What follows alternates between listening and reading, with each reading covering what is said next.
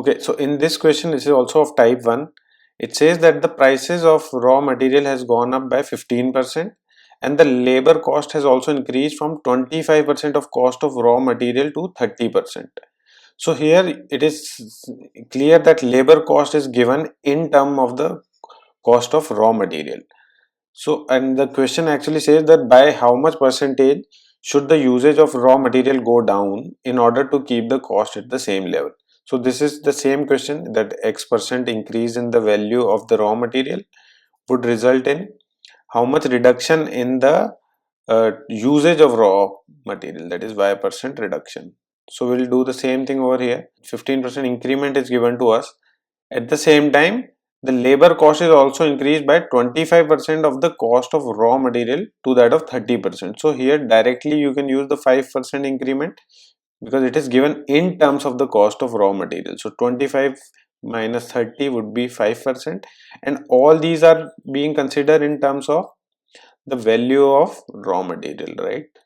Had it been some other thing, or had it been a this value of labor cost given in some absolute terms, you could not have used the 5% term over here. But since all of these are given in terms of the value of raw material, you can directly use this. And if you add both of them, you will get 20% increase in the value of raw materials cost. Now we'll use the same formula which we have used earlier, that is increase in the value 20% upon 100 plus this increased value 20% into 100. So 20 over 120 multiplied by 100, this is 1, this is 6. We have already learned that 1 by 6 is 16.66, so this will give you 1 by 6 is 0.166, and if you multiply it by 100 you will get 16.67%.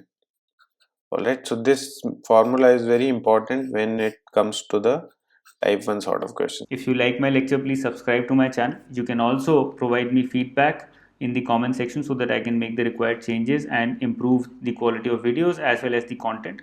You can also join my Facebook group as well as my Facebook page where I provide regular updates as well as regular PDFs and test on a daily basis. I have Telegram channel as well as Telegram group also. You can join those also. There I provide regular PDFs as well as regular tests. The name of Facebook and Telegram groups and channels is Success RBI or Success SBI.